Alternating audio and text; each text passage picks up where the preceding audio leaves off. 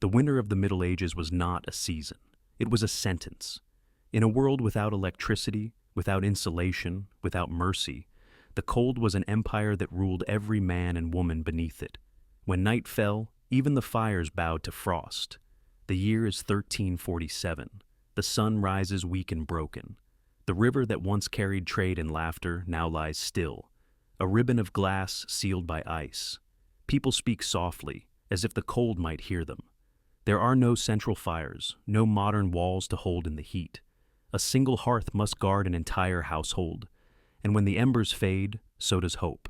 Within hours, skin stiffens, breath turns to mist, and death takes shape in silence. You'd freeze in 24 hours, not from the first gust of cold, but from the slow betrayal of your own body. Fingers lose their color, turning first white, then blue. The heart slows, the mind begins to dream, and those dreams feel warm. That is how the frost deceives you. For the poor, survival was a ritual of endurance. Clothing was layered linen and wool, but dampness was a death sentence. Once wet, nothing dried. The wind would slip through every seam, whispering like a ghost. The wealthy had their castles, but stone is colder than flesh. Even kings shivered in their halls, sleeping beside braziers that hissed and died before dawn. Silks and jewels offered no protection. Frost makes no distinction between peasant and crown. To eat meant survival, to cook meant fire. But wood was scarce. Entire forests stripped bare, leaving the land skeletal and exposed. Families burned furniture, even doors, for warmth. Smoke became the scent of desperation. In the silence of the medieval night, sound carried far. The cry of an infant, the creak of frozen timber, the distant howl of wolves. People prayed not for riches, but for sunrise.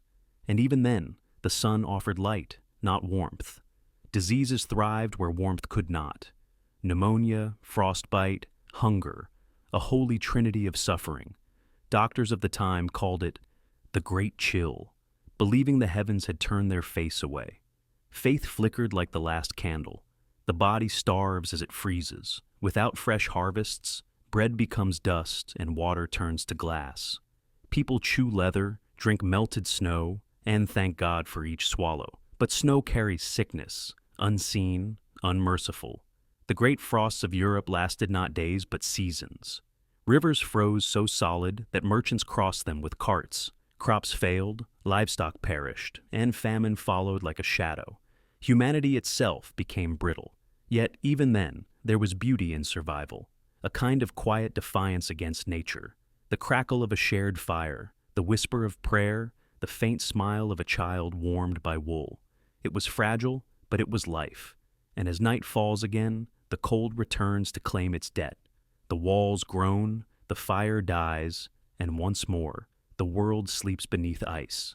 Tomorrow will be no different. Because in the medieval winter, time itself froze. Every breath in those days was a negotiation with death. Men woke not to live, but to endure. Each sunrise was proof that the night had failed to kill them, and still the cold came back, faithful as the plague. They called it the hunger moon. It rose above empty fields where wheat once swayed. Villages whispered that the moon fed on the weak, those who fell asleep in the snow, never to wake again.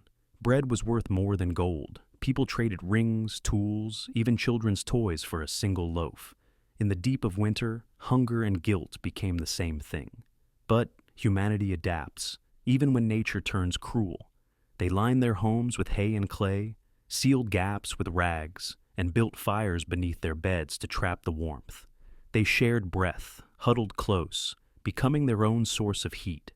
In monasteries, monks prayed for mercy and brewed ale to survive. The drink was safer than water, thick with grain and warmth, faith and fermentation, their twin shields against the ice. For travelers, the road became a graveyard of white. Horse hooves cracked through ice, and the silence swallowed screams. Merchants vanished between towns, frozen mid-step, their goods buried beside them. And yet, the stories say that kindness never froze. Villagers left bread on windowsills for strangers. They shared warmth with those who had none. Even in the darkest winters, light found a way to burn. But the cold had allies: famine, disease, and despair. The Great Freeze of 1315 turned crops to stone and hunger to madness. Europe became a continent of empty bellies and full graves. They called it the Great Famine. Rain fell without end, turning soil to rot and hope to mud. Bodies lined the roads, not from war, but from weather, and yet kings still feasted. Behind castle walls, the lords drank wine beside roaring fires, while peasants starved beyond the gates.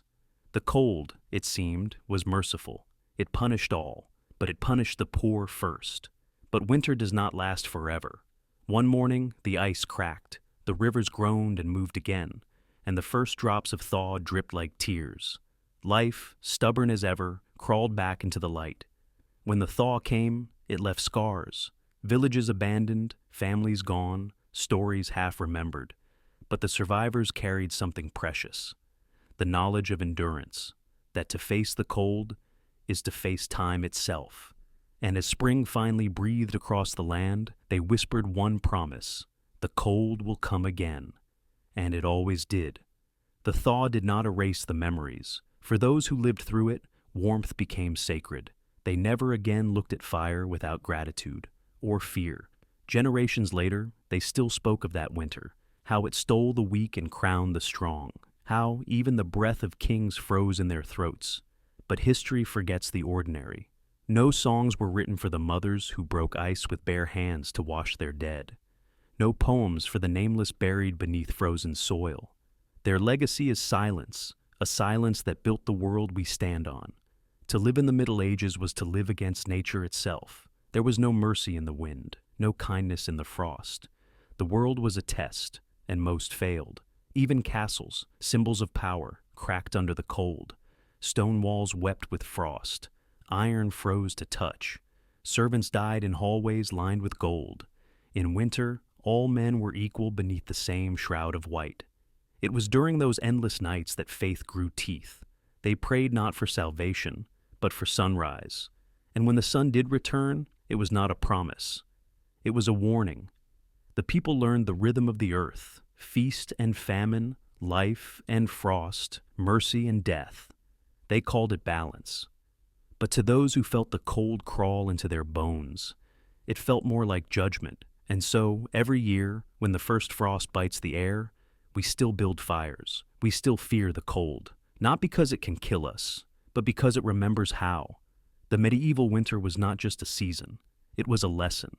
A whisper from the past that survival is never guaranteed and comfort is always borrowed from suffering.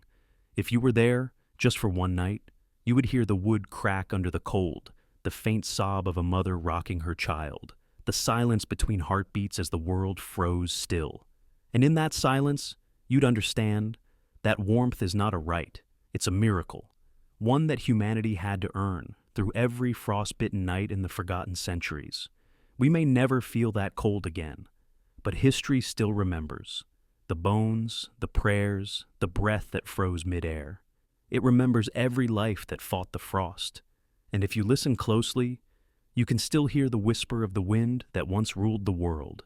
History still whispers, if we dare to listen.